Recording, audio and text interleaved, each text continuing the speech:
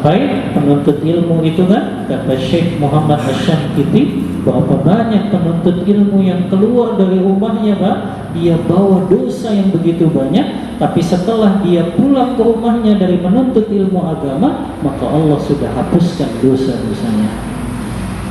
Itu kan keutamaan-keutamaan yang terkadang kita lupa, Pak, ya, bahwa itu semua penuh dengan keutamaan, Pak, orang yang menuntut ilmu agama. Bismillahirrahmanirrahim. Assalamualaikum warahmatullahi wabarakatuh.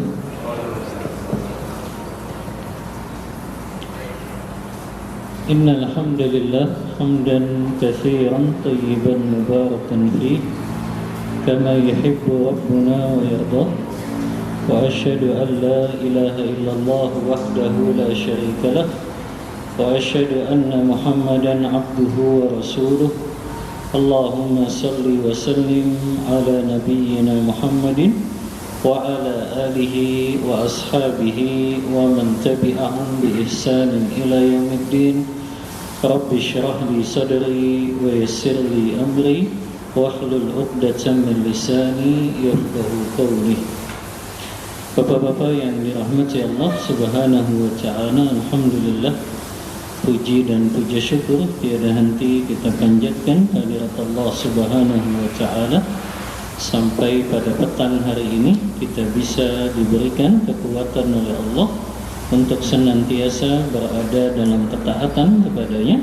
Khususnya kita diberikan kekuatan untuk kembali duduk dalam majelis ilmu yang mulia ini, masih mengkaji Kutaib, kitab kecil berkenaan dengan adab-adab penuntut ilmu, yaitu hambatan-hambatan yang dihadapi para penuntut ilmu yang menjadikan ilmunya tidak berkah dan tidak bermanfaat, yang ditulis oleh Dr. Abdus Salam Barjas. Judulnya Awaiqut Thalabil Ilm, hambatan-hambatan, penghalang-penghalang yang menjadikan penuntut ilmunya tidak bermanfaat dan tidak berkah. Kita telah sebutkan hambatan yang keempat terakhir, ya. Ini dihafalkan, Pak, hambatan-hambatan ini, supaya ilmu yang kita dapatkan menjadi bermanfaat sampai kita wafat meninggalkan dunia ini, dan menjadikan ilmu kita berkah, Pak. Ilmu itu kalau berkah akan menambah ketaatan kita kepada Allah. Ilmu itu kalau berkah menambah rasa takut kita kepada Allah. Ilmu itu kalau berkah bisa membawa manfaat bukan hanya untuk diri kita, tapi juga untuk orang lain yang bersama dengan kita. Ini, Pak, pentingnya kita mencari ilmu bukan sekedar sebanyak-banyaknya, bukan dilihat dari kuantitasnya, tapi kualitasnya juga harus diperhatikan. Makanya kalau kita lihat penghalang-penghalang ini kan sering dilakukan oleh penuntut ilmu agama. Yang pertama kita telah bahas, menuntut ilmu bukan untuk mengharap wajah Allah, artinya tidak ikhlas, hanya untuk kepentingan duniawi saja. Yang kedua, mereka berilmu tapi tidak mengamalkan ilmunya. Itu juga jadi penghalang, Pak, yang menjadikan penuntut ilmu agama ini tidak berkah dan tidak bermanfaat ilmunya. Kalau ilmunya sekedar dikoleksi saja tapi nggak diamalkan. Makanya ada perkataan yang familiar, Pak, dari Imam Malik rahimahullahu ta'ala, gurunya Imam Syafi'i. Imam Malik pernah berkata, perkataan beliau ini diabadikan oleh Imam Abu Nu'aim Al-Asfahani dalam kitabnya Hilyatul Awliya. Imam Malik pernah berkata, man talabal ilma lil amali bihi waffaqahu Allah ta'ala. Siapa yang menuntut ilmu agama untuk mengamalkannya, artinya dia niatnya memang untuk dia amalkan ilmu tersebut, maka Allah akan berikan taufik kepadanya. Taufik itu artinya kekuatan untuk beramal. Tapi sebaliknya, kata Imam Malik, man talabal ilma li ghairil amali bihi yazdadu bihi al-kibr wal ujub. Seseorang yang dia menuntut ilmu agama tidak untuk mengamalkannya, maka dia akan menjadi orang yang sombong dan ujub saja. Berapa banyak Pak orang yang dia nuntut ilmu agama tapi hanya untuk berbangga-bangga saja. Saya bangga telah mengkhatamkan buku ini, kitab ini, duduk di majelis ini, tapi niatnya bukan untuk mengamalkan. Akhirnya yang dia bangga-banggakan hanya dirinya saja, merasa dirinya besar padahal kecil. Ya, nah ini penyakitnya menuntut ilmu agama. Yang kedua, dia tidak mengamalkan ilmunya. Yang ketiga juga kita sudah bahas Pak, yaitu al-i'timad 'alal kutub dunal ulama, bersandar kepada kitab saja, pada buku saja tanpa bimbingan para ulama. Ini sudah kita bahas Pak ya, menuntut ilmu agama nggak bisa metodologinya otodidak. Ilmu agama nggak bisa metodologinya otodidak. Kita baca sendiri, kita coba fahami sendiri. Karena ilmu syariat ini luas Pak. Apalagi yang kita baca hanya sekedar terjemahan saja, yang berarti kalau kita baca terjemahan, kita memahaminya sesuai dengan pemahaman si penerjemahnya. Maka harus butuh bimbingan Pak, kalau kita belajar agama. Apakah belajar akidah tauhid, apakah belajar fikih, apakah belajar adab, apakah belajar sirah nabawiyah, semua harus ada yang membimbingnya. Jadi ilmu agama nggak bisa didapatkan secara otodidak. Karena yang lebih parah nanti kita salah paham Pak. Kalau nggak paham sama sekali masih mending. Yang bahaya kan dia salah paham, akhirnya memaknai Al-Quran dan Sunnah Rasulullah sesuai dengan akal logikanya saja. Nah ini yang bahaya. Makanya muncul banyak orang-orang yang berani bicara tentang agama di media sosial, padahal mungkin mereka nggak punya guru di dalam mempelajari agama itu. Akhirnya mereka memahami agamanya hanya melalui akal logika saja. Tidak ada yang membimbingnya di dalam menuntut ilmu agama ini. Ini yang ketiga ya. Jadi tidak boleh menuntut ilmu agama hanya bersandar pada kitab-kitab atau buku-buku yang dia miliki saja. Yang keempat juga telah kita bahas setengahnya, di antara penghalang penuntut ilmu agama yang menjadikan ilmunya tidak bermanfaat, akhdhul ilmi anil asaghir, mengambil ilmu dari para asaghir. Asaghir di sini yang dimaksud adalah orang-orang kecil. Kita sudah bawakan dua pendapat ulama. Apa yang dimaksud dengan asaghir di dalam perkataan ini? Asaghir di sini sebagian ulama berpendapat jangan mengambil ilmu dari orang yang usianya masih muda dan belia. Itu makna asaghir. Adapun pendapat kedua mengatakan jangan mengambil ilmu dari para asaghir di sini, maknanya orang-orang yang memahami ilmu agama tapi dengan akal logikanya semata.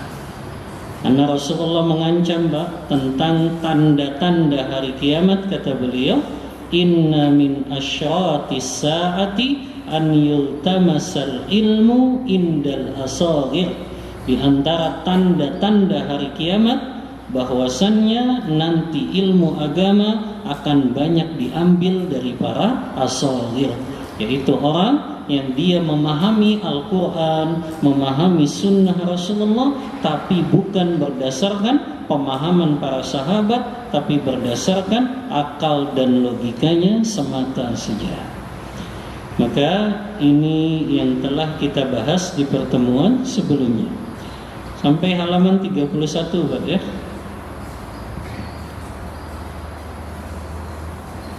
Warawa Ibnu Abdil Bar Ainun, dan diriwayatkan dari Ibnu Abdil Bar, beliau meriwayatkan dari Abul Ahwas An Abdillah, beliau berkata, innakum lan tazalu bi khairin ma damal ilmu fi kibarikum fa idza kana al ilmu fi sigharikum safihas saghirul kabir.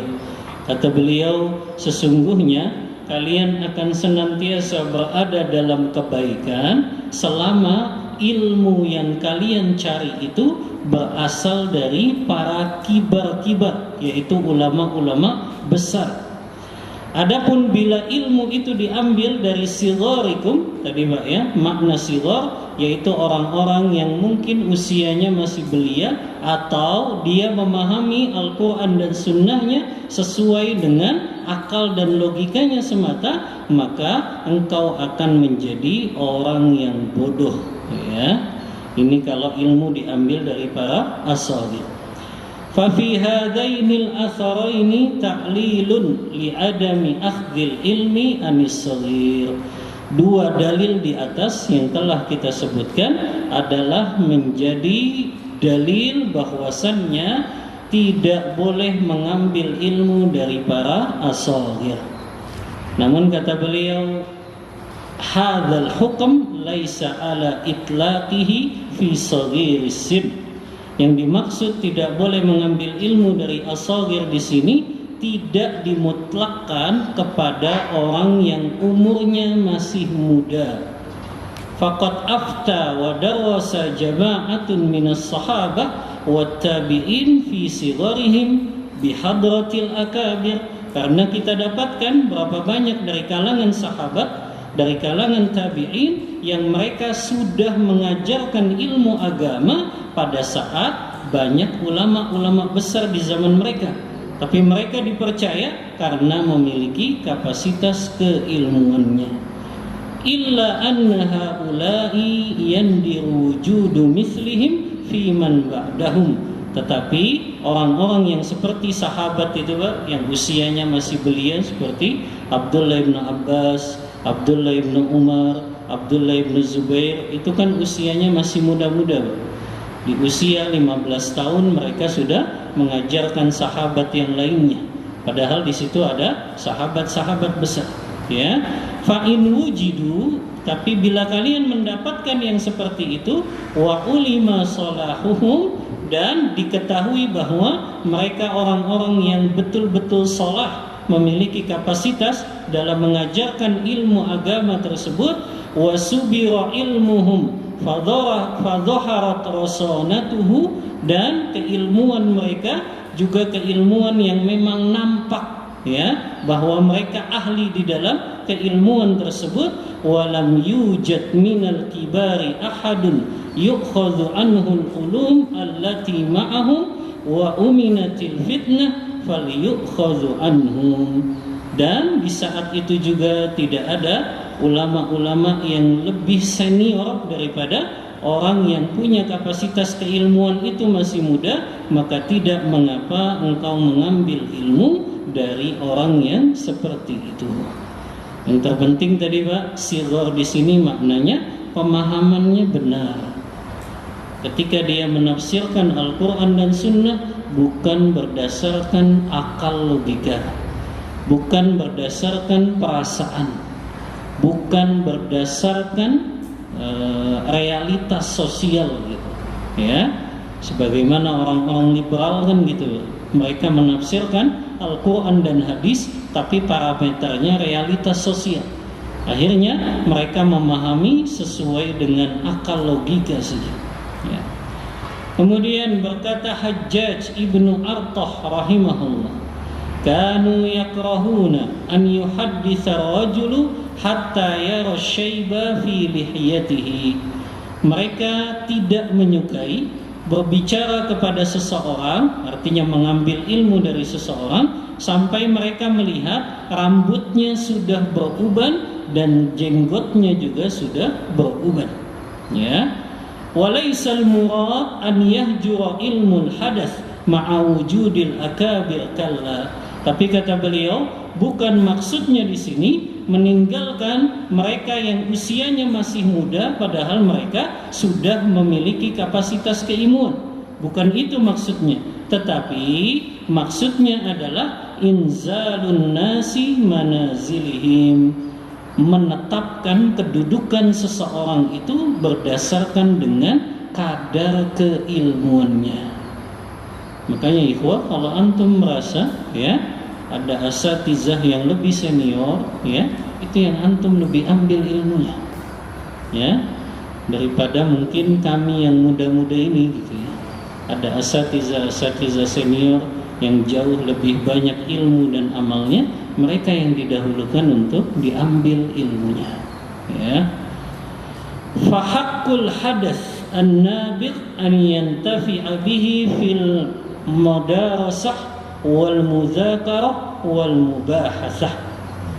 Dan sesuatu yang benar, ya, tetap mengambil ilmu dari orang-orang yang usianya belia tadi, yang memang bisa diambil manfaatnya di dalam kita bermuzakarah, mengulang-ulang menuntut ilmu, wal mubahasah, membahas suatu ilmu. Amma an yusaddira lil fatwa wa yaktubu ilaihi bil as'ilah fala wa alful la lianna dzalika qatlun lahu wa fitnatun wa tagharirun. Adapun meminta fatwa kepada mereka yang mungkin usianya masih muda, atau menanyakan, menuliskan suatu pertanyaan kepada mereka, maka hendaknya dahulukan kepada para asatizah yang lebih senior. Kenapa? Karena itu bisa mendatangkan fitnah untuk orang tersebut dan menjadikannya terkena tipu daya. Bahkan berkata Fudail ibnu Iyad rahimahullah, seorang tabi'ut tabi'in, beliau berkata, "Law ra'aitu rajulan ijtama'an nasu haulahu laqultu hadza majnun." Kata Fudail ibnu Iyad, kalau seandainya aku melihat ada seseorang yang dia dikerubungi oleh manusia yang begitu banyak, maka aku katakan ini adalah orang gila. Manil ladzi ijtama'an nasu haulahu la yuhibbu an yujawwida kalamahu lahum. Siapakah manusia yang kalau orang berkumpul di sekelilingnya pasti dia akan membagus-baguskan perkataannya. Ya, subhanallah, Pak, di kalangan tabi'ut tabi'in itu mereka benci sekali dengan popularitas. Sampai orang yang dia dikerubungi itu, Pak, itu dianggap orang gila itu. Karena mereka nggak ridho, Pak. Mereka dikelilingi itu supaya dikenal banyak orang, dieluk-elukan gitu, Pak, ya. Dulu ulama salaf justru nggak suka dengan yang seperti itu. Tapi kan sebaliknya, ya, di zaman kita, subhanallah, orang itu justru mencari popularitas. Ya, di kalangan ulama salaf justru mereka benci sekali dengan popularitas. Karena itu yang merusak keikhlasan mereka. Karena itu yang terkadang menjadikan ujub itu muncul dalam diri mereka. Ya, jadi subhanallah, yang mereka cari memang bukan dunia. Ulama salaf itu yang dicari bukan dunia, tapi mereka betul-betul hanya ingin meraih ridho Allah dan menjadikan ilmu mereka bermanfaat. Makanya mereka nggak senang, Mbak, dielu-elukan. Ya, mereka nggak senang dipuji-puji. Ya, mereka nggak senang banyak dikelilingi manusia. Justru mereka khawatir itu akan menjadikan mereka ujub di dalam kehidupan mereka. Ya. Kemudian juga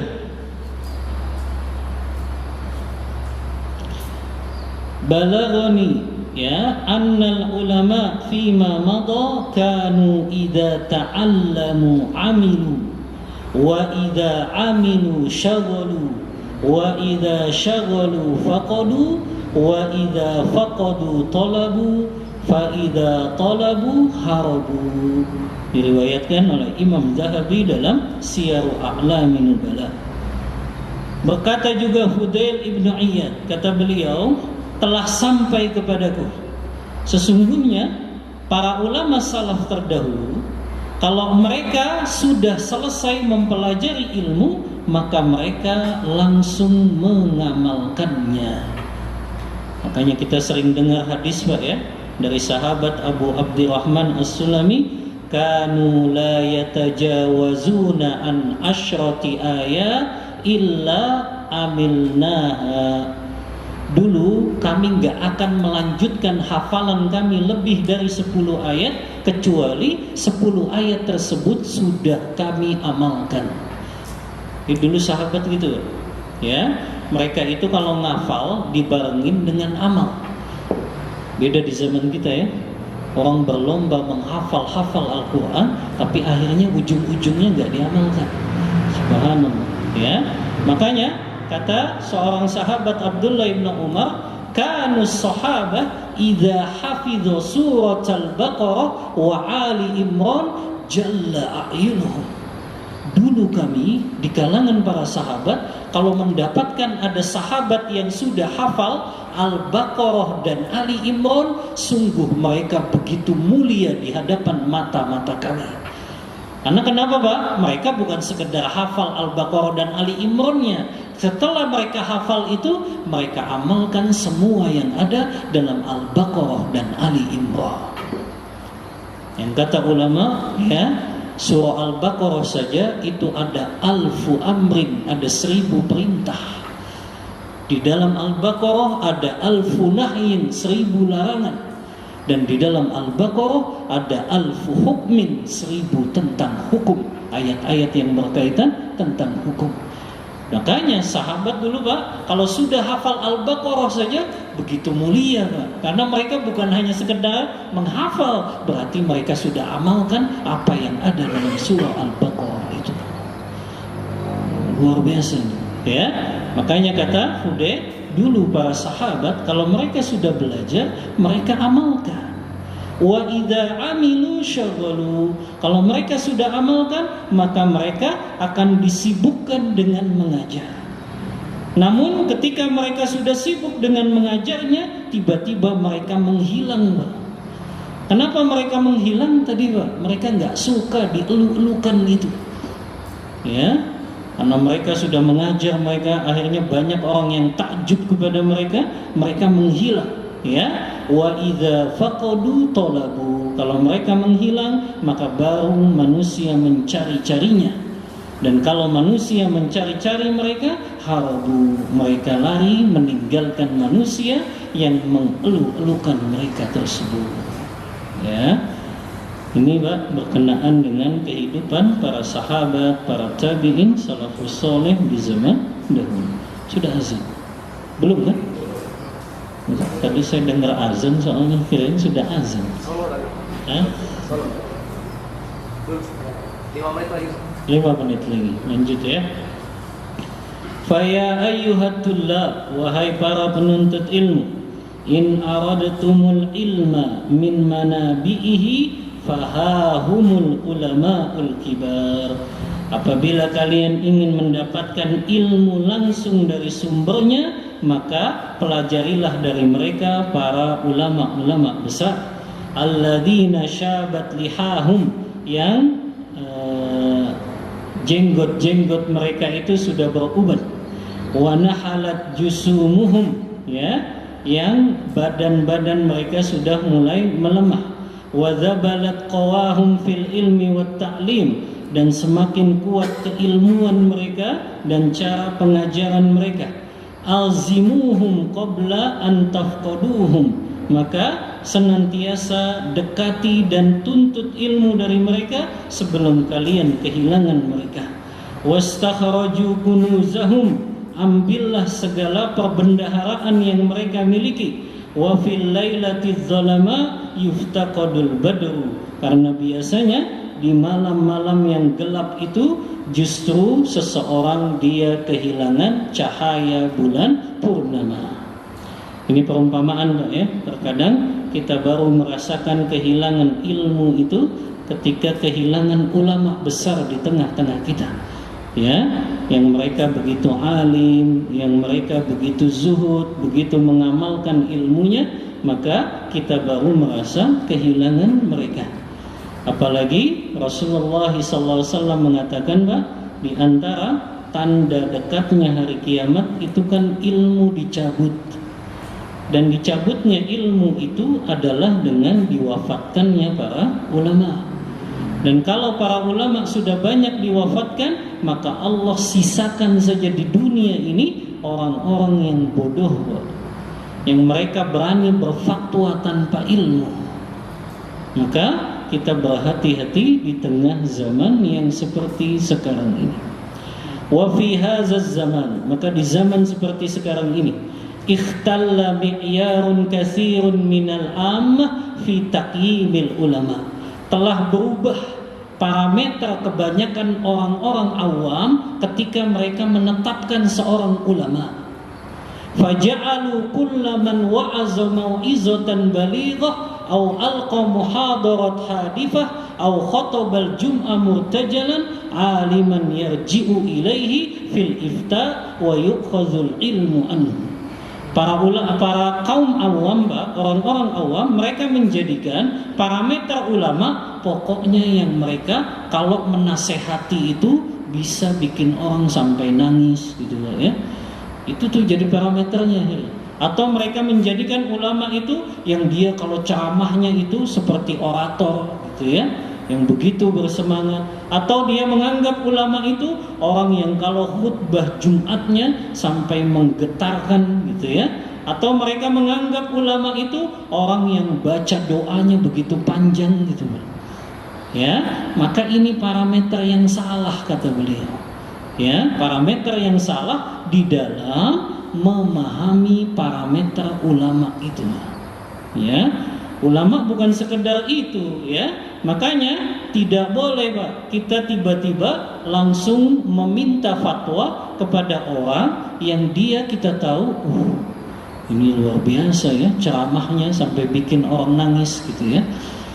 Apalagi ada apa tuh biasanya ada backsound lagi ditambahin ya, bikin orang nangis akhirnya ya. Maka nggak bisa orang yang seperti itu kita mintai fatwanya ya, tapi lihat dulu bagaimana kapasitas keilmuannya ya. Makanya bukan seperti itu di dalam menentukan dia adalah seorang ulama. Wa hadhihi raziyatun mu'limah, dan ini adalah penyakit yang berbahaya. Wa zahiratun muzriyah, dan penampakan yang buruk. Tatayara syarahuha, yang keburukannya menyebar. Wa amma dararuha, dan juga keburukannya hampir tersebar. Idhiya isnadul ilmi ila ghairi ahli, yaitu menyandarkan ilmu kepada yang bukan ahlinya.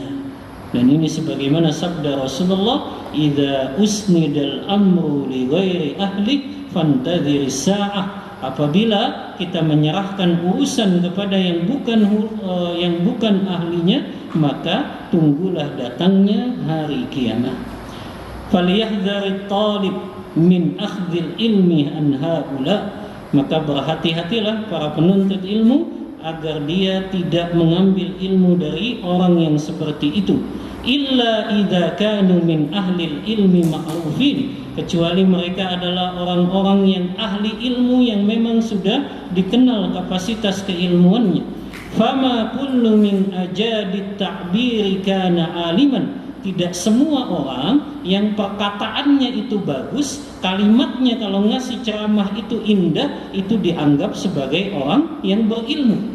Wala kullu man harafa wujuhan nas ilaihi bil waqi'ati fi wulati umuril muslimin au bi dzikrin nasabi liwafayatil idiz wa nahwiha yakunu aliman. Dan juga bukan Pak orang-orang yang mereka memiliki nasab yang mulia atau nasabnya ternyata bersambung kepada Rasulullah, kemudian orang yang seperti itu dianggap sebagai orang yang pasti berilmu, belum tentu.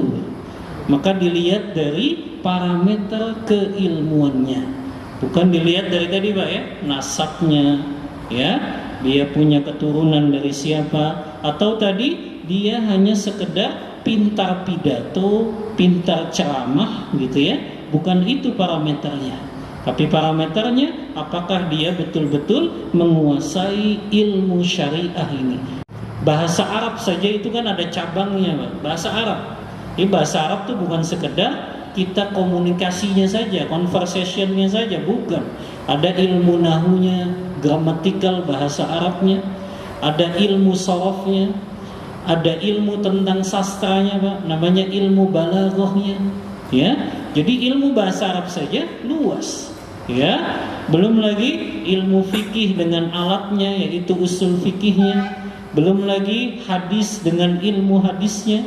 Belum lagi Al-Quran dengan ulumul Qurannya. Jadi banyak, Pak, cabang-cabang keilmuan yang itu harus betul-betul dikuasai oleh orang yang disebut dengan ulama. Jadi jangan kita menyangka orang yang kalau dia sudah bisa baca doa saja kemudian kita anggap ulama. Bukan itu parameternya. Tapi dia betul-betul menguasai ilmu-ilmu yang pokok dan ilmu-ilmu yang cabang tadi, Pak. Ya, yang itu harus dikuasai oleh orang yang dianggap dia sebagai ulama. Walaysa ma'na ma taqaddama kama yafhamul ba'd adamul istima'i ilaihim awil intifa'i bimawa'izihim kalla. Tapi Pak, kata beliau, bukan maksudnya orang-orang yang dia mungkin punya keilmuan agama kemudian dia bagus ceramahnya gitu ya, bukan berarti kita nggak boleh mendengarkan dia ketika dia menyampaikan ceramah, menyampaikan mauizah, maka boleh kita ambil manfaatnya.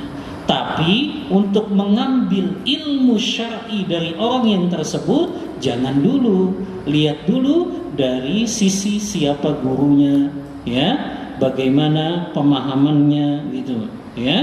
Karena kita tetap menetapkan bahwasannya manusia itu harus diletakkan sesuai dengan kedudukannya. Wa adamu raf'ihim ila manazilil ulama. Maka jangan sampai kita mengangkat mereka seperti kedudukannya para ulama.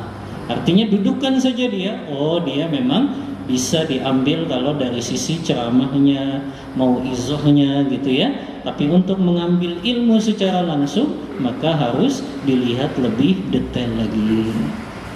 Azan. Baik, kita lanjut nanti, Pak. Al-aiqul khamis, hambatan penghalang yang kelima. Ini yang penting, Pak. Ini kebanyakan penuntut ilmu agama ini melakukan yang kelima ini, ada mutadarruj fil ilmi, tidak bertahap dalam menuntut ilmu. Nanti saya jabarkan, Pak. Ilmu dari yang dasar sampai yang pertengahan sampai yang paling sulit, Pak. Karena menuntut ilmu dari gitu, Pak. Dari yang dasar dulu, dari yang pokok dulu, baru bertahap. Sama aja Bapak belajar matematik gitu kan SD. Nggak ada Bapak SD langsung belajar algoritma, kan nggak ada, ya. Atau Bapak SD langsung belajar aljabar, kan nggak ada. Semuanya bertahap, ya, di dalam menuntut ilmu. Sama, Pak, ilmu agama juga bertahap dari yang dasar dulu. Nanti saya kasih, Pak, rekomendasi kitab-kitab dasar yang harus kita pelajari dari mulai awal, Pak, untuk penuntut ilmu pemula. Baik, insyaallah kita lanjut setelah salat maghrib. Wallahu ta'ala a'lam bis-shawab wa sallallahu ala nabiyyina Muhammadin wa ala alihi wa sahbihi wasallam.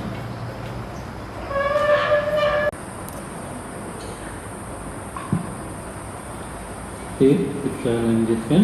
Bismillah, alhamdulillah, wassalatu wassalamu ala rasulillah wa ala alihi wa ashabihi wa mawalah, amma ba'd.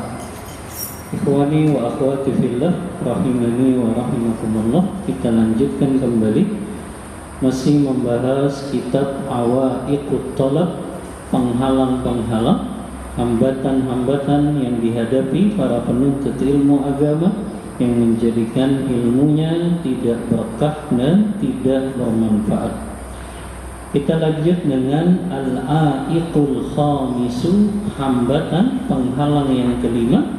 Kata Dr. Abdul Salam Barjas, ada mutadarruji fil ilmi, tidak bertahap di dalam menuntut ilmu agama. Ini hambatan yang kelima, tidak bertahap dalam menuntut ilmu agama.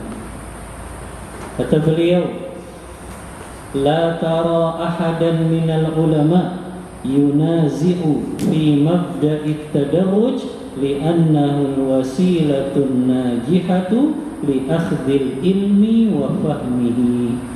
Tidak ada satupun perbedaan pendapat di kalangan para ulama bahwasannya menuntut ilmu itu harus landasannya bersifat bertahap. Jadi harus bertahap di dalam menuntut ilmu. Kenapa? Karena itu sarana untuk seseorang sukses, berhasil di dalam menuntut ilmu agama ini dan memahami ilmu agama ini dengan benar. Dan metode bertahap dalam menuntut ilmu agama ini diambil dari kitabullah Al-Quranul Karim. Wa hadha ma'khudhun min kitabillahi ta'ala. Dalilnya firman Allah Ta'ala. Ini surah apa ini? Wa Qur'anan faradnahu litaqra'ahu.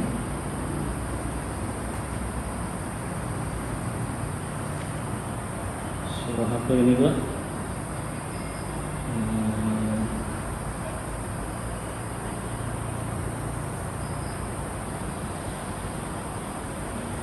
Wa Qur'anan faradnahu litaqra'ahu.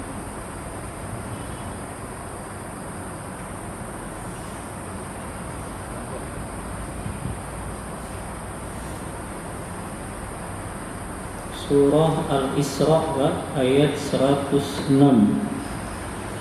Ini dalilnya ya, surah Al-Isra ayat 106. Kata Allah, wa Qur'anan faradnahu litaqra'ahu 'alan nas 'ala mukthin wa nazzalnahu tanzila.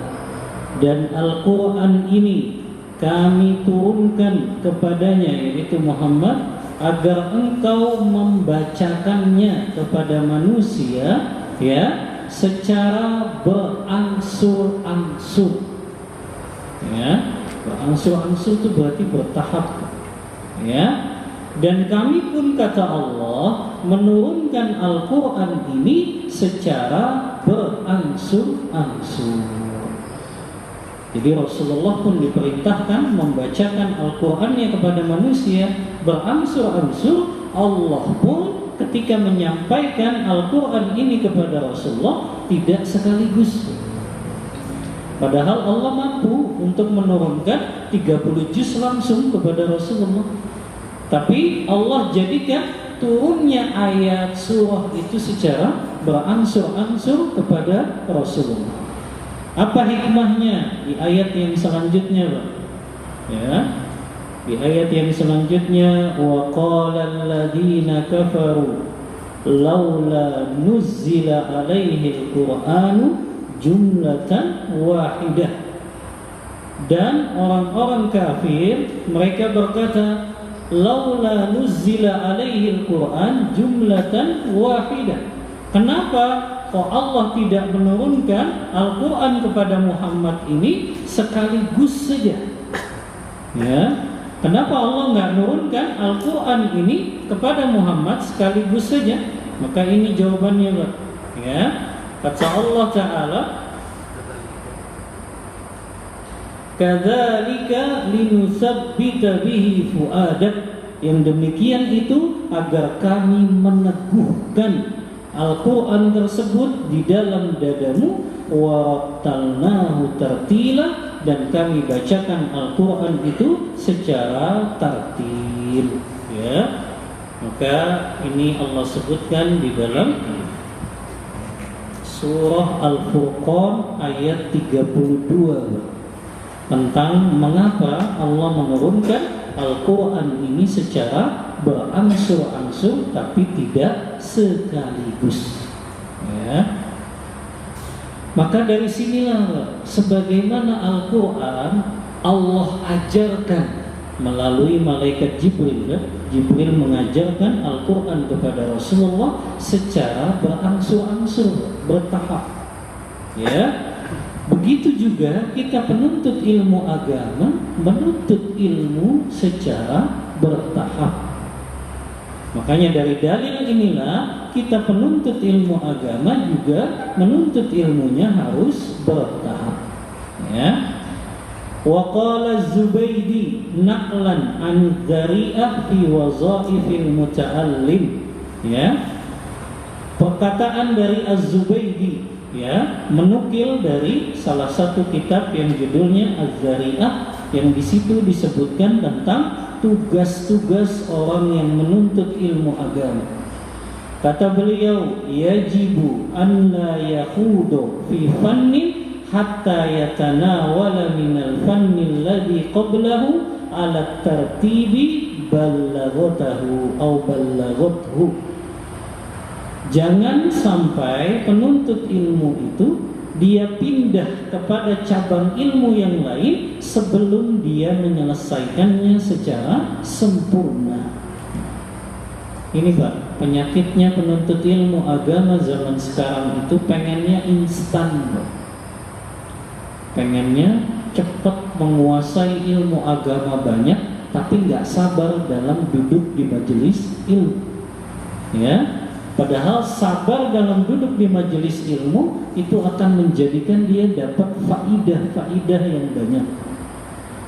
Makanya Pak, para ulama selalu menganjurkan mengkaji dari satu kitab ke kitab yang lain.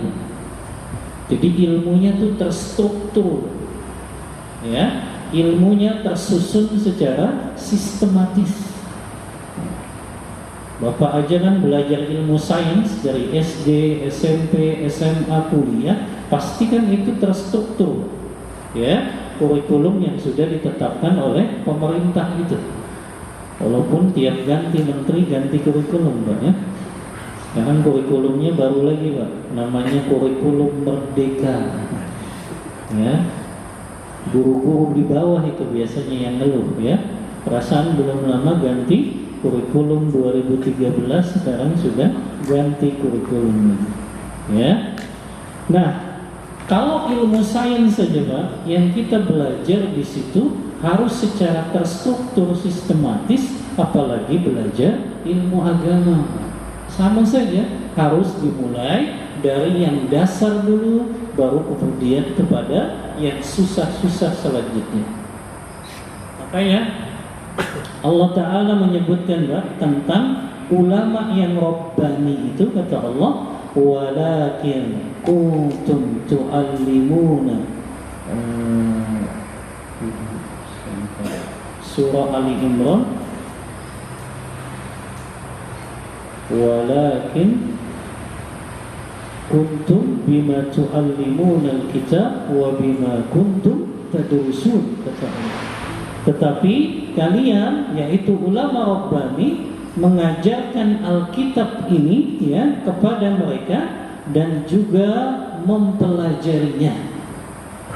Kata Ibnu Jarir At-Tabari ketika mengutip ayat ini, ya, bima kuntum tu'allimuna al-kitab wa bima kuntum tadrusun, ulama Rabbani itu walakin kunu rabbaniyin, dan jadilah kalian ulama Rabbani yang mengajarkan ilmu dari yang kecil dulu kepada yang besar.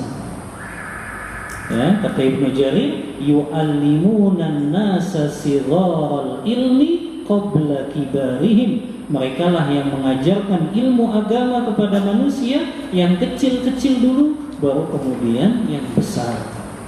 Itu disebutnya ulama Rabbani, ya. Dia tahu, ya, memulai mengajari ilmu dari yang dasar.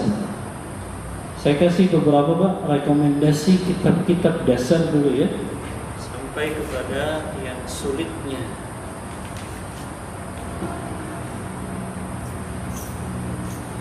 Pertama kalau kita mau belajar kitab tauhid, ya,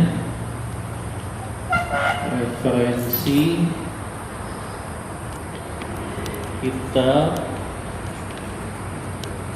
kitab dasar bagi penuntut ilmu agama.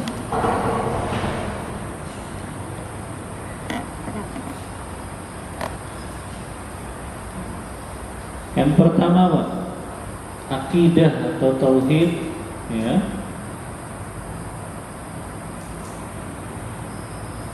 Mulai dari yang dasar dulu, Pak. Ya. Yang dasar itu yang berkaitan dengan tauhid rububiyah, tauhid uluhiyah. Ada kitab, Pak, judulnya Usul Salasah.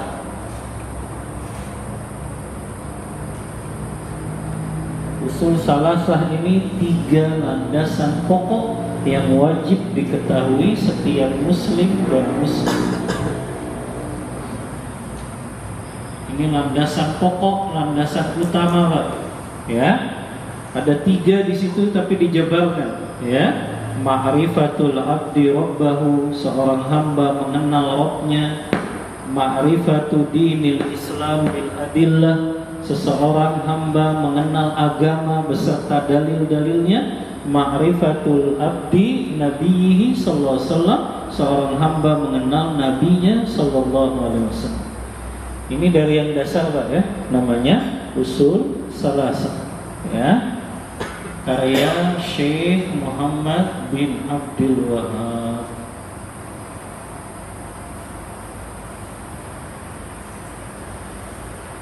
Bin Abdul Wahab. Ya. Yang kedua, Pak, kalau ini sudah selesai, ulama menganjurkan kita Qawaidul Arba. Qawaidul Arba ini artinya 4 kaidah memahami kesyirikan. Ya. Ibadah kita nggak akan diterima oleh Allah, Pak, selama masih tercampur dengan syirik. Ya. Sebagaimana kalau kita sholat dalam keadaan hadas, Pak. Ya. Kalau kita sholat dalam keadaan hadas saja tidak diterima, apalagi orang yang ibadahnya masih tercampur dengan kesyirikan. 4 kaidah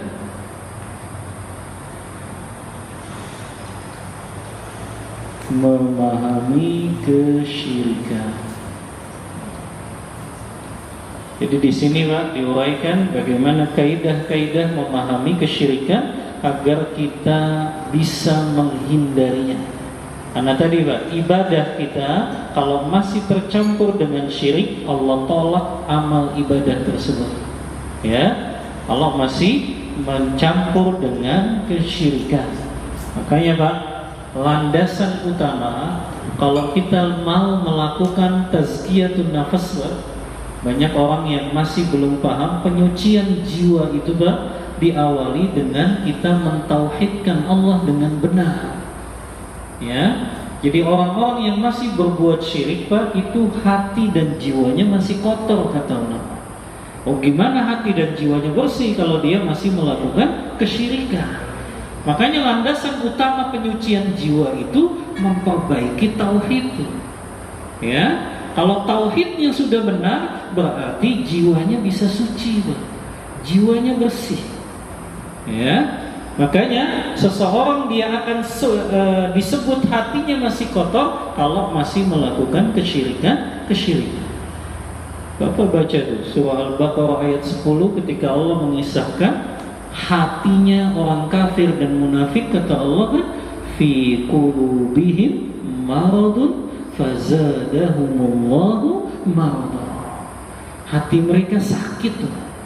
Ya, hati mereka sakit, bukan hati yang sehat, bukan hati yang bersih, bukan hati yang suci, karena mereka masih berbuat kesyirikan kepada Allah. Maka orang yang masih berbuat syirik, Pak, nggak akan bisa melakukan penyucian jiwa kecuali dia kembali kepada tauhid yang benar. Ya. Yang ketiga, Pak, kalau sudah khatam kitab ini, baru, Pak, kita tauhid.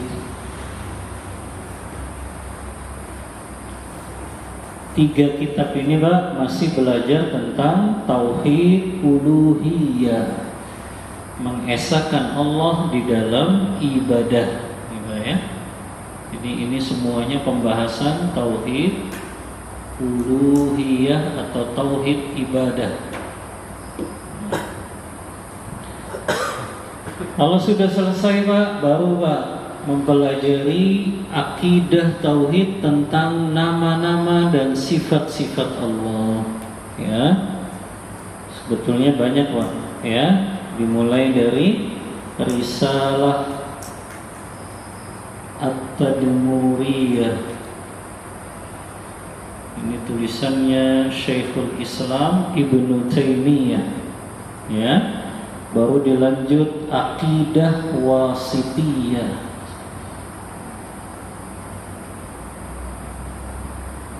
Ini dua-duanya sama-sama karangan Syekh Ibnu Taimiyah rahimahullah.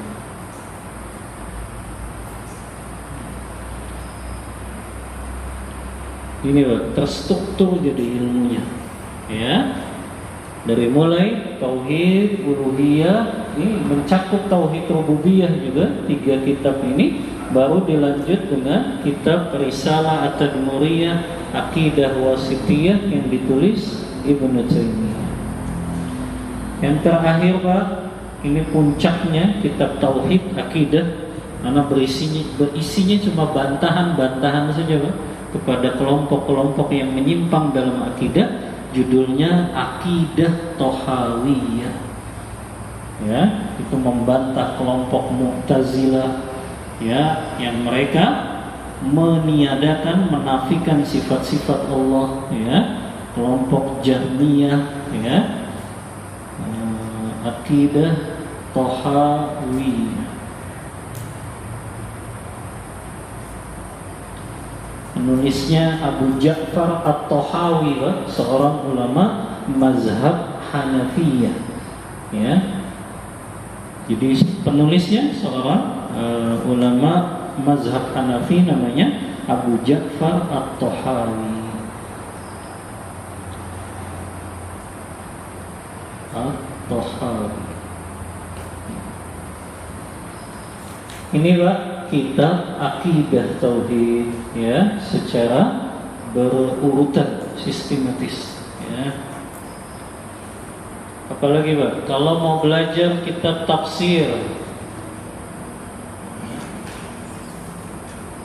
Pak, ini ilmu yang sangat mulia karena yang dibahas adalah kalamullah. Ya, orang itu kan hatinya bersih semakin sering dia berkomunikasi dengan Al-Quran. Kata Utsman bin Affan, "Lau tahurat qulubuna lam nashbah min kalami rabbina." Kalau seandainya hati-hati kita ini bersih Pak, maka kita nggak akan pernah merasa kenyang untuk membaca Al-Quran. Jadi kita mau tahu Pak, hati kita bersih atau kotor, lihat interaksi kita dengan Al-Quran. Semakin jarang kita interaksi dengan Al-Quran Pak, itu tandanya hati kita kotor Pak. Semakin malas kita baca Al-Quran, hati kita kotor. Ya, tapi semakin kita sering intens ya dengan Al-Quran, itu menandakan hati kita bersih dan jernih. Makanya kalau kita baca kisah para ulama kan luar biasa Pak, komunikasinya dengan Al-Quran. Ada yang menghatamkan Al-Quran 1 hari 1 kali hatam. Ada yang menghatamkan Al-Quran 1 hari 2 kali hatam Pak. Dari subuh sampai siang sudah hatam, nanti dari habis zuhur sampai malam sudah hatam. Itu ulama salaf kita. Ada bahkan ya, Bapak baca kitabnya Imam Nawawi itu At-Tibyan fi Adabi Hamalatil Quran. Beliau mengisahkan para ulama salaf berinteraksinya dengan Al-Quran itu luar biasa. Ya, ada yang hatam 1 hari Pak, 4 kali hatam. Subhanallah. Ya, 30 juz Pak, hatamnya bukan juz 30. Ya, 30 juz, subhanallah. Begitu menikmati gitu. Berkomunikasi dengan Al-Quran itu rasanya nikmat bagi mereka. Ya, karena tadi juga Pak, sumber penyucian jiwa itu Al-Quran Pak. Semakin orang sering berinteraksi dengan Al-Quran, semakin bersih hati dan jiwa. Semakin jauh orang dari Al-Quran, malas bacanya, maka semakin kotor juga hati dan jiwanya. Tafsir Pak, ya, saya selalu menyarankan baca tafsir, kaji Pak, tafsir juz 30 dulu. Ya, Ini kan ya, atau kita sebut juz amma, Pak ya. Ini surah-surah yang sering kita baca ketika sholat dan sering dibaca oleh imam. Minimal ini dulu ya. Tapi diawali dengan Al-Fatihah dulu Pak ya. Kebangetan kalau orang dulu memahami kandungan Al-Fatihah. Ya. Jadi awali pahami tafsir Al-Fatihah. Kemudian juz amma. Ada kitab yang dipisah itu oleh Syekh Utsaimin kan, beliau menulis tafsir juz amma itu. Ya. Yang diawali dengan Al-Fatihah dulu. Ya. Oh dikaji Pak, ya. Dari mulai An-Nas, Al-Falaq, Al-Ikhlas terus Pak. Minimal surat-surat pendek. Setiap kita baca ayat itu, surah itu, kita jadi bisa semakin memahami dan mentadabburinya. Ya. Kenapa kok kita kalau sholat ngayal kemana-mana, pikirannya kemana-mana? Karena kita nggak paham dengan apa yang kita baca, atau kita nggak paham apa yang dibaca oleh imam ketika sholat. Akhirnya pikirannya kemana-mana. Ya, maka minimal juz 30 ini kita kaji tafsirnya. Mulai itu dulu. Ya, karena itu yang sering bapak-bapak baca ketika sholat, atau imam juga seringnya baca juz 30. Ya. Kalau ini sudah Pak, baru ya tafsir dari juz pertama. Tafsir yang ringkas sebetulnya Pak, ya.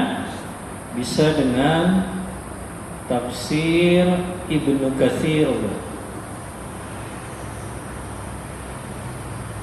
Ya. Tafsir Ibnu Katsir, ya, ini tafsir yang masyhur Pak.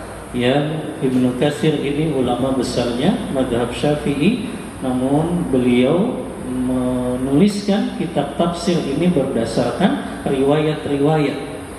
Artinya Al-Quran ditafsirkan dengan Al-Quran, Al-Quran ditafsirkan dengan hadis, Al-Quran ditafsirkan dengan perkataan sahabat. Itu tafsir Ibnu Katsir, sebutnya tafsir biriwayah, tafsir dengan riwayat-riwayat.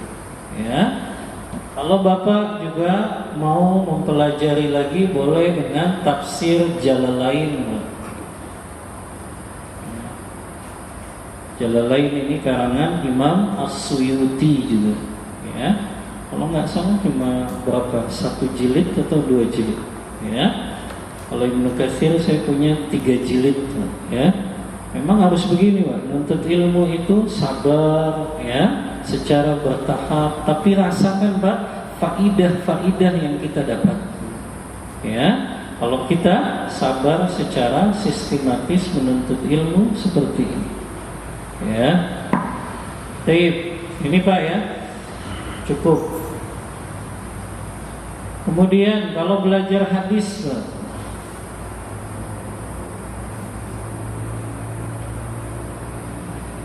karena selalu rekomendasikan, dan ini rekomendasinya ulama, ya, para ulama, ya, mereka kalau merekomendasikan hadis untuk pemula, pasti mereka akan rekomendasikan hadis Arba'in An-Nawawiyah.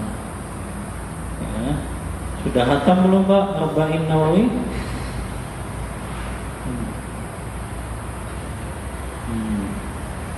Arba'in Nawawiyah 42 hadis saja. Makanya ini banyak dihafalkan Pak kalau di pesantren. Ya, banyak dihafalkan. Saya dulu di pesantren syarat kelulusannya itu hafal hadis Arba'in. Selain harus hafal minimal 5 juz, ya. Hafal hadis Arba'in 42 hadis ini. Dan itu memang direkomendasikan oleh para ulama Pak, karena hadis Arba'in ini hadis yang isinya jawami'ul kalim. Hadis Rasulullah singkat tapi maknanya luas, dan semuanya berkaitan dengan pokok-pokok ajaran agama. Landasan akidah ada di hadis Arba'in. Ya. tentang rukun iman, rukun Islam, ihsan itu Pak ya, di hadis yang kedua. Begitu juga landasan ibadah ada di hadis arba'in Pak. Man amila amalan laisa alaihi amruna fahuwa raddun. Hadis yang kelima dari hadis arba'in. Siapa yang beramal tanpa ada tuntunan dari kami, maka amalnya tertolak. Landasan akhlak juga 4 hadis itu Pak, semuanya ada dalam hadis arba'in. Ya, landasan tentang adab akhlak itu ada 4 hadis Pak, kata Ibnu Rajab. Ya, yang pertama hadis min husni islamil mar'i tarkuhu ma la ya'ni. Di antara kesempurnaan keislaman seseorang, dia meninggalkan perkara yang tidak bermanfaat. Itu hadis pokok tentang adab dan akhlak. Yang kedua, la taghdab, jangan engkau marah. Itu juga landasan tentang adab dan akhlak. Yang ketiga, man kana yu'minu billahi wal yawmil akhir falyaqul khairan aw liyasmut. Siapa yang beriman kepada Allah dan hari akhir, maka hendaklah dia berkata yang baik atau dia diam. Ya, siapa yang beriman kepada Allah dan hari akhir, hendaklah dia muliakan tetangganya.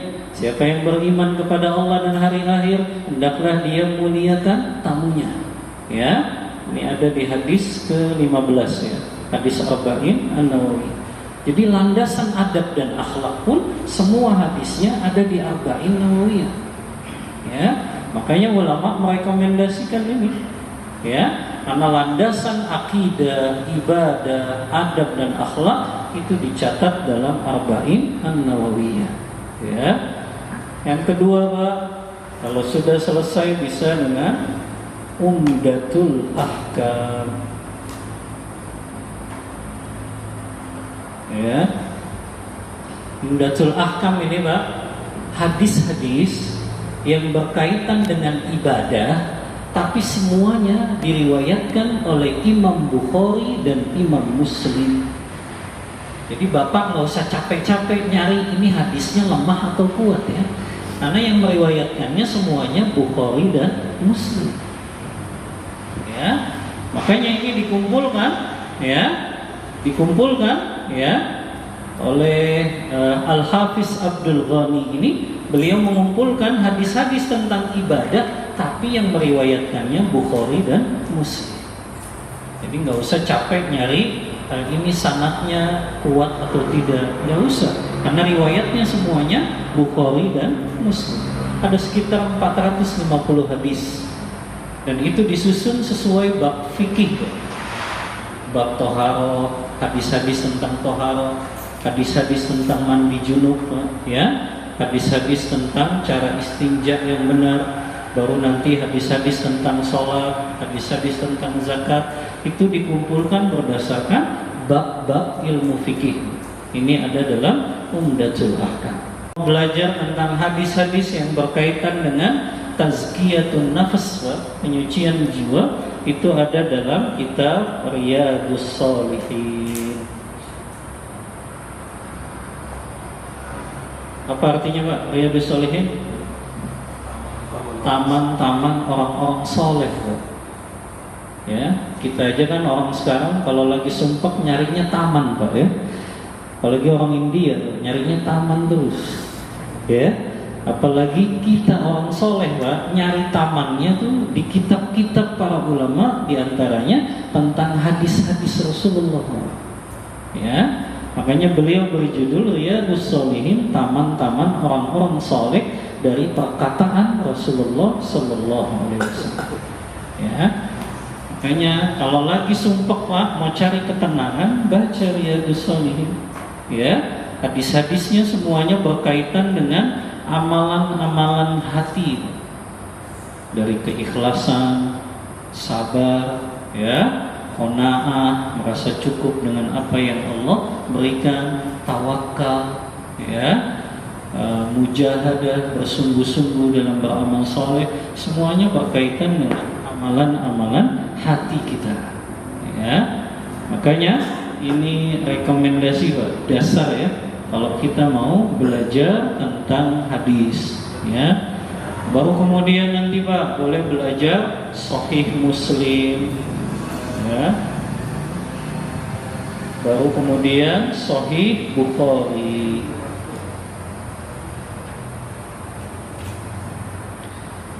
Begini Pak ya, urutannya di dalam mempelajari hadis. Bukhari dulu apa Muslim dulu? Apa? Bukhari dulu apa Muslim dulu? Kebanyakan ulama merekomendasikan Sahih Muslim dulu Pak, karena secara urutannya lebih mudah. Karena Imam Muslim pun menyusun bab-bab dalam kitabnya itu sesuai dengan bab-bab fikih biasanya. Ya, jadi lebih mudah. Karena kalau Imam Bukhari itu terkadang mengumpulkan hadisnya itu berpencah-pencah. Tapi kalau Imam Muslim dia lebih sistematis secara mengumpulkan. Ya. Taib itu kalau belajar tentang hadis, Pak, ya. Belajar fikih, Pak, ya. Dimulai dari mana?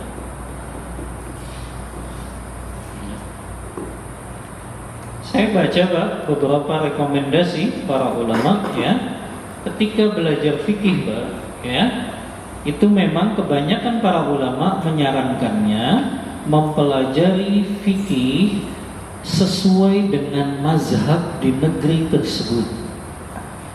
Tapi itu bagi yang memiliki waktu yang luang untuk belajar ilmu agama. Ya, itu memang untuk orang yang waktunya luang Pak. Kalau Bapak kan waktunya sempit belajar agamanya, hanya sisa waktu saja. Makanya kalau untuk Bapak ya, rekomendasinya itu nggak apa-apa langsung kepada fikih perbandingan mazhab, tapi yang langsung berkaitan dengan dalil. Jadi ketika ulama mengatakan hukumnya ini, langsung disebutkan dalilnya ini. Ya, hukumnya ini, dalilnya ini. Nah, langsung ke situ.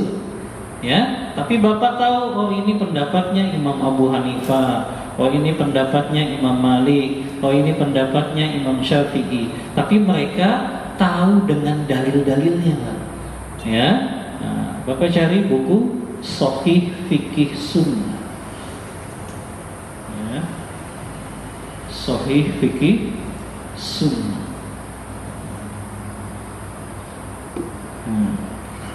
Ini perbandingan mazhab Pak, tapi ulama itu langsung menyebutkan dalilnya. Ya, jadi pendapatnya Imam Abu Hanifah apa? Oh dalilnya ini. Pendapatnya Imam Malik apa? Oh dalilnya ini. Kemudian nanti ada pendapat yang lebih kuat secara dalil. Dan pengarang kitab ini mazhabnya Hambali Pak, tapi dia tidak selalu menguatkan pendapat mazhabnya. Karena dia lihat mungkin oh yang lebih kuat dalilnya ini. Disitulah Pak kita nggak boleh bersikap fanatik kepada mazhab tertentu. Ya, karena ulama mencela Pak sikap fanatik kepada kelompok tertentu, mazhab tertentu. Sampai Rasulullah mengancam Pak, kata Rasulullah dalam hadis riwayat Abu Daud, laisa minna man da'a ila asabiyyah. Bukanlah dari golongan kami orang yang menyeru kepada fanatisme. Walaisa minna man jahada ala asabiyyah. Bukanlah dari golongan kami mereka yang berperang karena fanatisme. Walaisa minna man mata ala asabiyyah. Dan bukanlah dari golongan kami dia yang wafat karena fanatisme. Maka yang kita lihat Pak bukan pendapat mazhabnya, tapi yang kita lihat kesesuaian dengan dalil yang lebih kuatnya. Ya, makanya Anda ngajar kitab ini Pak ke guru-guru yang ada di sekolah tempat Anda ngajar itu orang sains, ya, sama kayak bapak-bapak, basicnya umum gitu ya. Tetap Anda kasih tahu bahwasannya ketika kita menguatkan satu pendapat ulama, bukan berarti kita merendahkan ulama yang lain Pak. Ini yang sering disalahpahami oleh kaum muslimin. Ketika kita kuatkan pendapat satu ulama karena dalilnya yang lebih kuat, bukan berarti kita merendahkan, meremehkan ulama yang tidak kita kuatkan itu. Enggak Pak, maksudnya enggak ke sana kok. Hanya dalam satu masalah terkadang kita kuatkan pendapat ini karena secara dalil lebih kuat. Itu saja. Kita tetap menempatkan mereka tentu sebagai ulama gitu. Walaupun terkadang dalam beberapa masalah kita nggak kuatkan pendapatnya. Ya, maka di dalam mempelajari fikih ini Pak, ya, hendaknya kita memahami cara ulama ketika menguatkan pendapatnya. Ya, jadi kesesuaian dalil yang dipilih itulah yang menjadi landasan kenapa ulama menguatkan pendapat tersebut. Dan banyak Pak, ulama-ulama mazhab yang mereka nulis tentang fikih perbandingan dan mereka nggak menguatkan mazhab mereka Pak. Ya, itu karena memang mereka nggak ta'assub gitu, mereka nggak fanatik kepada pendapat imam mazhab mereka, enggak. Mereka justru lebih memilih dalil yang lebih kuat. Ya, ada lagi Pak, ya, kitab Bidayatul Mujtahid.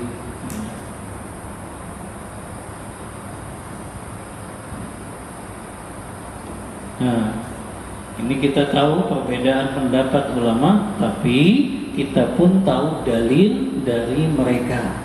Lalu nanti dipilih pendapat yang paling kuatnya, ya.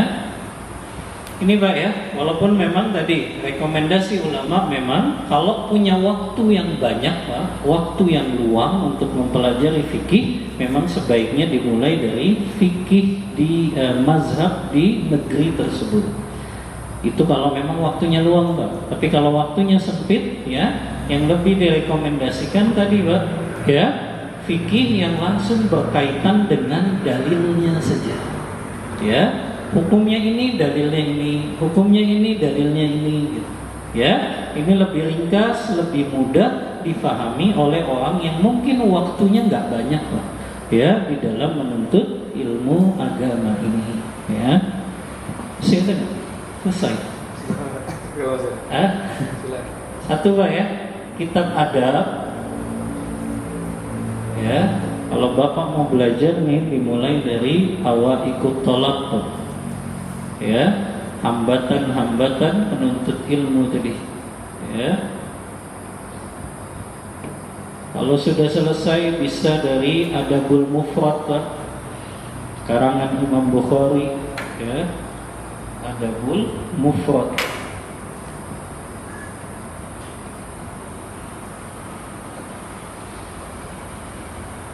Imam Bukhari, ya.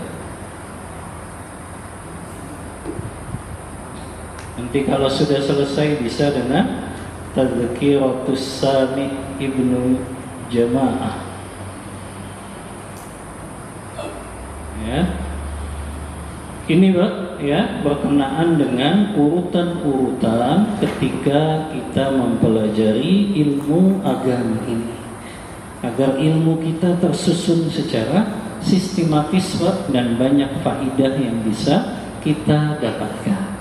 Ya, makanya Bapak, saya selalu sarankan ya Bapak, ya, kalau menuntut ilmu agama jangan sekedar kajian tematik Pak, tapi betul-betul mengikuti kajian kitab, ya, karena itu faidahnya lebih banyak. Bukan berarti Bapak nggak boleh ikut kajian tematik, boleh Pak, tapi itu sifatnya paling sebulan sekali gitu ya. Jadi jangan tiap pekan ikutnya kajian tematik aja. Akhirnya Bapak tiap ikut kajian nggak pernah khatamin kitab satupun gitu. Loncat sana, loncat sini, loncat sana, loncat sini, gak ada satu kitab pun yang khatam gitu loh. Wah, ini kan repot Pak akhirnya, ya. Usul salasah nggak khatam gitu ya, Qawaidul Arba nggak khatam, ya. Akhirnya nggak tersusun ya secara sistematis keilmuannya. Ya, saya kalau buka kajian Pak selalu yang dasar sih, ya. Alhamdulillah tuh, ibu-ibu di Cikarang saja sudah khatam Pak usul salasah, sudah khatam Qawaidul Arba, ya. Karena saya mulai dari yang dasar dulu, belajar tauhid. Sekarang lagi lanjut kitab tauhid baru lanjut, ya. Jadi dimulai dari yang dasar semua, baru kemudian yang selanjutnya. Bapak rasakan bedanya, faidahnya begitu banyak kalau kita kajian kitab seperti itu.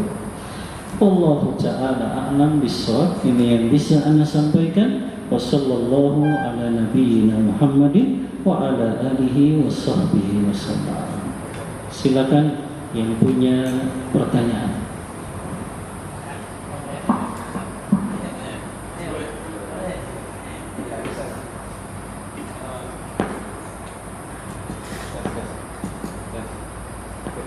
Izin bertanya Ustaz. Kalau kita ini kan waktu menuntut ilmunya sisa-sisa ya. Nah, padahal Bapak Kolakul Jinna wal Insa yang dulu adalah menciptakan dan manusia dan beribadah kepada Allah. Nah, ini kira-kira kalau kita menuntut ilmu ini dengan sisa-sisa waktu terus atau bahkan kita malas gitu ya. Nanti kira-kira ini di akhirat ditanyain kayak gitu.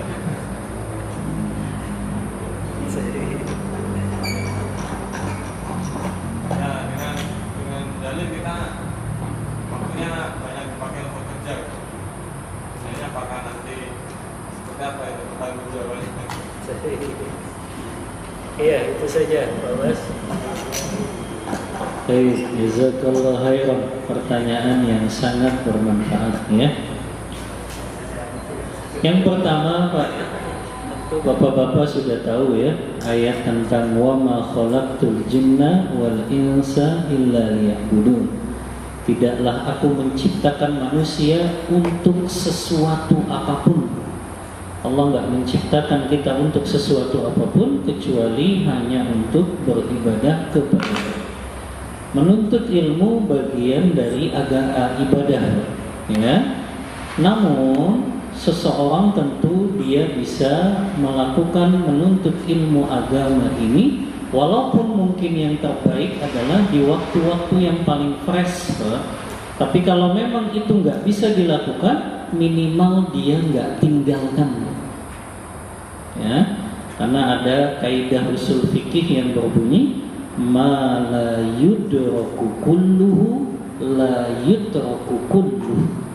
Sesuatu yang tidak didapatkan secara maksimal semuanya, minimal tidak ditinggal semuanya. Maka kalau Bapak memang punya waktunya hanya di sore hari, petang hari ini, ya nggak masalah Pak. Yang penting untuk ilmunya tidak ditinggalkan sama sekali. Ya, betul Pak. Bapak cari nafkah itu ibadah. Tapi jangan lupakan ada ibadah yang lain, yaitu menuntut ilmu agama. Karena yang bisa menopang ibadah Bapak itu benar, ibadah Bapak itu betul-betul maksimal pahalanya, kan mau nggak mau dengan ilmu agama. Nggak mungkin ibadah seseorang itu bisa benar, bisa betul-betul maksimal dapat pahalanya kalau dia nggak pernah nuntut ilmu agama. Maka sama Pak, sebagaimana kita mencari nafkah itu wajib, maka menuntut ilmu agama itu juga wajib. Walaupun tadi Pak ya, minimal ada waktu yang kita sisihkan 1 jam sampai 2 jam untuk belajar menuntut ilmu agama. Karena sekali lagi Pak, sumber penyimpangan yang dilakukan manusia baik dalam ibadah maupun muamalah Pak, sumbernya satu Pak, karena dia bodoh dengan ilmu agama. Pasti kalau dia nggak paham ilmu agama, penyimpangan itu terjadi. Baik dalam ibadahnya menyimpang atau dalam muamalahnya menyimpang. Karena dia nggak tahu ilmunya. Dan jangan dipikir orang yang nggak tahu ilmunya itu selalu dimaafkan oleh Allah. Enggak Pak. Kalau memang dia betul-betul nggak mau menuntut ilmu agama, tetap dia dapat pertanggungjawaban azab yang besar nanti pada hari kiamat karena dia nggak mau sama sekali menuntut ilmu agama. Ya, maka walaupun kita nggak bisa maksimal dalam menuntut ilmu agama ini, minimal kita nggak tinggalkan semua waktu tersebut untuk menuntut ilmu agama. Emang yang lebih fresh itu pagi sebetulnya. Ya, yang lebih fresh pagi. Tapi kalau Bapak bisa pagi di hari Sabtu. Sabtu libur. Hah? Libur. Antum gajinya udah besar. Ya. Atau ahad lah ya. Ahad. Ya. Ya. Jadi disempatkan lah yang paginya kalau memang bisa. Ya. Tapi minimal ini Pak, sepekan sekali minimal. Ya, minimal sepekan sekali ada waktu untuk menuntut ilmu agama. Wallahu ta'ala a'lam bishawab.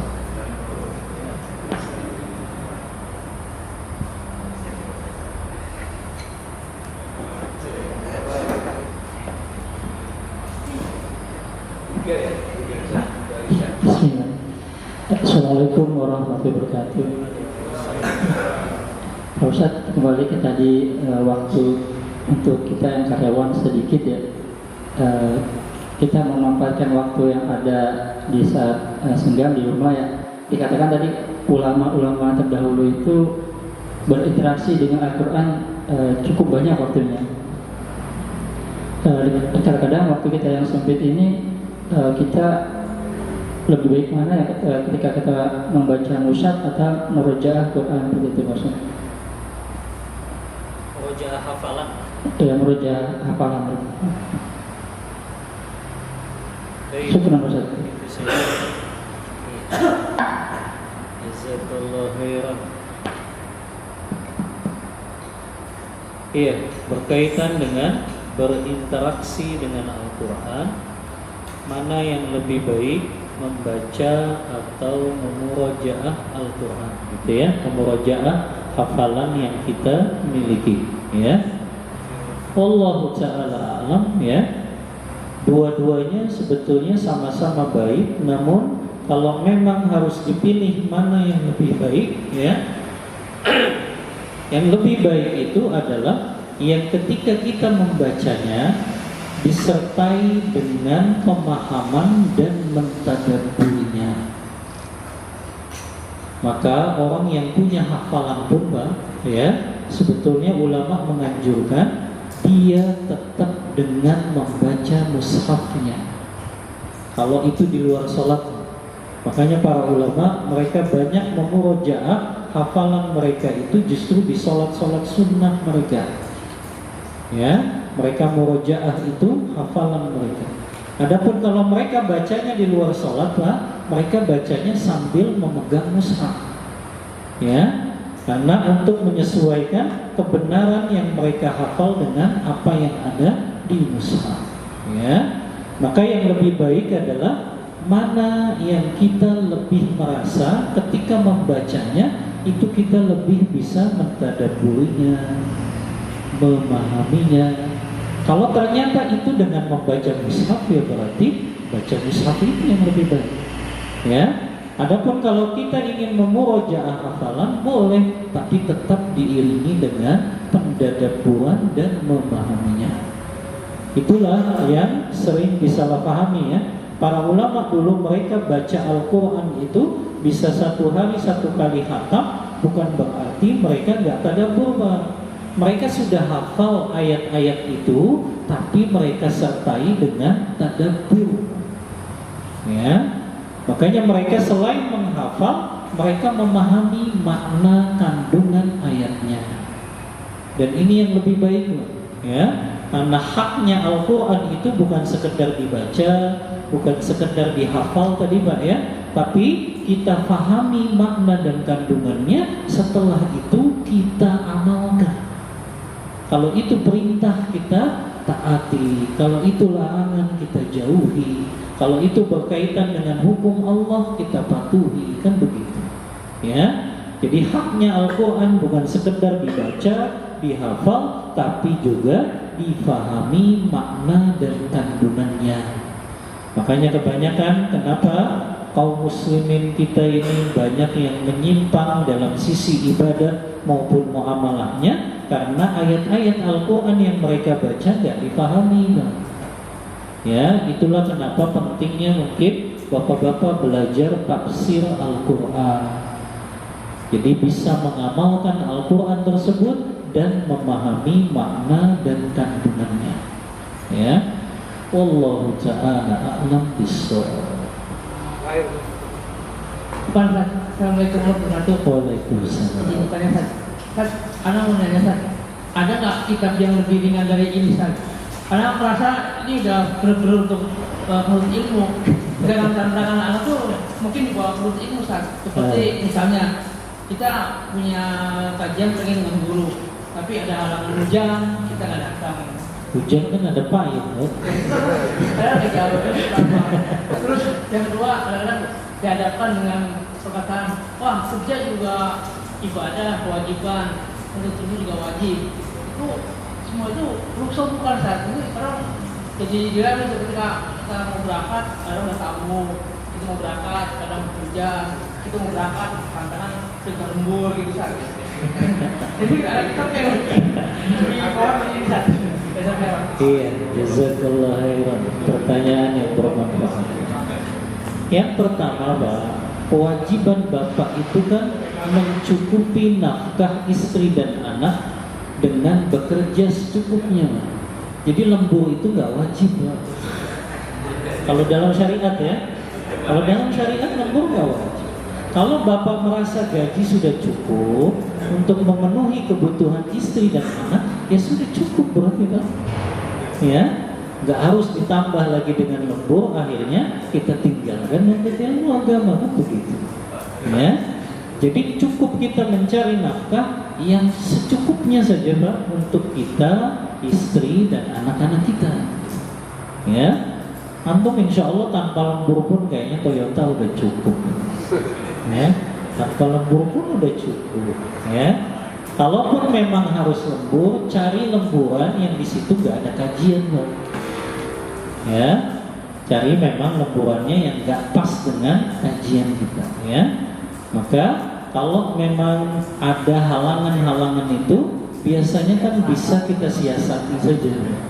Ya, kalau misalnya tadi ya ada jadwal lemburan, ya kita minta lemburannya tidak sesuai pas jadwal kajian. Ya, atau tadi misalnya ada tamu, ya kalau bisa tamunya kita ajak ke kajian. Ya, ini saya mau ke kajian, mau ikut nggak? Ya, nanti kita ngobrol-ngobrolnya. Ya, jadi kita punya waktu komitmen, Pak. Ya, apakah di satu kajian, di dua kajian, yang kita harus berusaha nggak absen dari kajian tersebut. Ibnu Rushd, pengarang kitab Bidayatul Mujtahid itu, beliau pernah mengatakan, saya nggak pernah absen menuntut ilmu agama, belajar ilmu agama sepanjang hidup saya, kecuali hanya 2 kali saja. Ya, beliau wafat sekitar usia 70 tahun. Ya, beliau nggak pernah absen menuntut ilmu agama kecuali 2 kali saja. Kapan itu? Yang pertama, saat beliau menikah, karena nggak mungkin malamnya ikut kajian lagi, gitu. Ya, itu kan dia tunaikan hak istrinya, gitu ya. Nah, yang kedua, hari di mana orang tua beliau wafat. 2 itu aja yang beliau gaib, nggak ikut kajian. Adapun selain itu beliau nggak pernah absen, gitu. Ya, kalau kita kan banyak sekali ya acaranya, jalan-jalan gitu ya sama keluarga, ya refreshing lah. Betul Pak, refreshing itu nggak dilarang, tapi usahakan cari hari waktu yang tidak bentrok dengan jadwal kajian. Ya, jadi kita ini memang kalau urusan akhirat itu kurang motivasinya. Ya, coba kalau setiap yang hadir kajian dapat bonus berapa juta gitu kan pasti banyak. Ya, yang lain juga pasti disingkirkan kan gitu. Padahal Allah jamin orang yang hadir di kajian ilmu agama, ya Allah curahkan rahmat, Allah berikan ketenangan, malaikat-malaikat mendoakan, ya sampai penuntut ilmu itu kan, kata Syekh Muhammad Asy-Syamkiti, berapa banyak penuntut ilmu yang keluar dari rumahnya, Pak, dia bawa dosa yang begitu banyak, tapi setelah dia pulang ke rumahnya dari menuntut ilmu agama, maka Allah sudah hapuskan dosa-dosanya. Itu kan keutamaan-keutamaan yang terkadang kita lupa, Pak. Ya, bahwa itu semua penuh dengan keutamaan, Pak, orang yang menuntut ilmu agama ini. Maka kita atur saja, siasati saja sebetulnya kan bisa. Ya, kita atur siasati ya. Saya juga selalu berusaha komitmen dengan jadwal ngajar saya, Pak. Saya dari Bandung dan ngejar-ngejar waktu. Saya sudah bilang dari tadi, Mas Arifin dari pagi, saya masih di Bandung ini, jadi nemenin Syekh Daurah, ya, Syekh dari Yaman, ya. Mudah-mudahan keburu saya bilang sampai sini. Akhirnya, alhamdulillah dengan pertolongan dari Allah bisa sampai walaupun agak telat tadi sedikit. Jadi berusaha disisiasati. Saya kalau istri juga minta saya jadwal ngajar, saya nggak akan ini loh. Saya bilang cari waktu lain, ya. Jadi berusaha kita punya komitmen bahwa kita lebih ya utamakan urusan akhirat ini, ya. Saya selalu berusaha gitu loh, ya, berusaha untuk komitmen di dalam ngajar, baik di tempat saya ngajar di pesantren atau di luar gitu ya. Karena itu Pak yang mungkin ya bisa memasukkan kita ke dalam surganya Allah kan kita nggak tahu. Ya, amalan kecil yang menurut kita ini kan bisa dilakukan nanti, tapi ternyata itu yang justru bisa memasukkan kita ke surganya Allah. Ya. Wallahu ta'ala a'lam bissawab. Ya. Cukup ya? Baik Pak, kita baru sampai hambatan yang kelima Pak, ya. Ada 5 lagi yang insya Allah kita akan bahas di pertemuan selanjutnya tentang hambatan-hambatan yang dihadapi penuntut ilmu agama yang menjadikan ilmunya tidak berkah dan tidak bermanfaat. Wallahu ta'ala a'lam bissawab. Ini yang bisa saya sampaikan dengan keterbatasan ilmu yang Anda miliki. Wa sallallahu ala nabiyyina Muhammadin wa ala alihi wa sahbihi wasallam. Kita tutup kajian kita membaca doa kafaratul majlis. Subhanakallahumma wa bihamdika asyhadu an la ilaha illa anta astaghfiruka wa atubu ilaik. Walhamdulillahi rabbil alamin. Wassalamu alaikum warahmatullahi wabarakatuh.